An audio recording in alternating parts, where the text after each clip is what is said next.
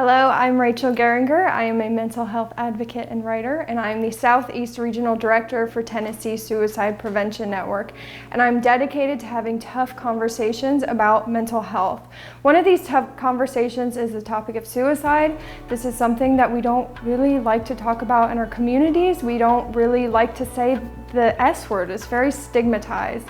And we know that life is tough, life can be really tough, and sometimes that can make people feel hopeless, especially when it's coupled with something like depression and actually having a diagnosed mental illness of depression.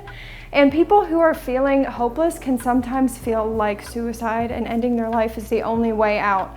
And people who are feeling this way might look different. They might show different signs. And everyone kind of has different signs that they give off when they're struggling. And this might look like someone being reckless. It might look like someone drinking a lot, being angry, or it might kind of look like those classic symptoms of depression, like someone being really moody or not really wanting to do things that they usually like to do, not doing activities that they enjoy.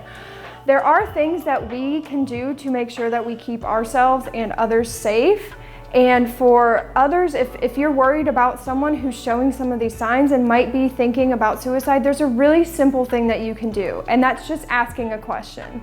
That's just reaching out to that person and asking them, what's going on? I see this happening to you. I see how you're acting. What's going on? And asking them directly about suicide, asking them if they're thinking about suicide. There's this huge myth that talking about suicide is somehow going to put that idea into someone's head, and that is really false. It's actually usually the opposite.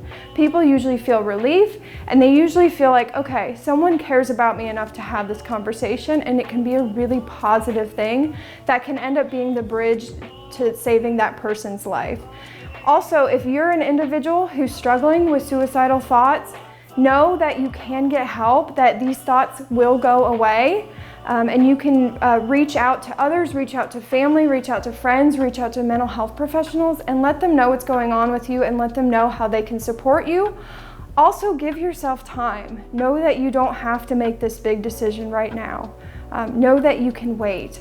So if someone that you know and someone that you love, or you yourself are struggling with some of these thoughts, it's okay. But I want you to know that there are resources out there. There are resources that you can access to get help. One of these is the crisis text line. You can text TN to 741-741 at any hour of the day. And also the National Suicide Prevention Lifeline, 1-800-273-TALK. Thank you.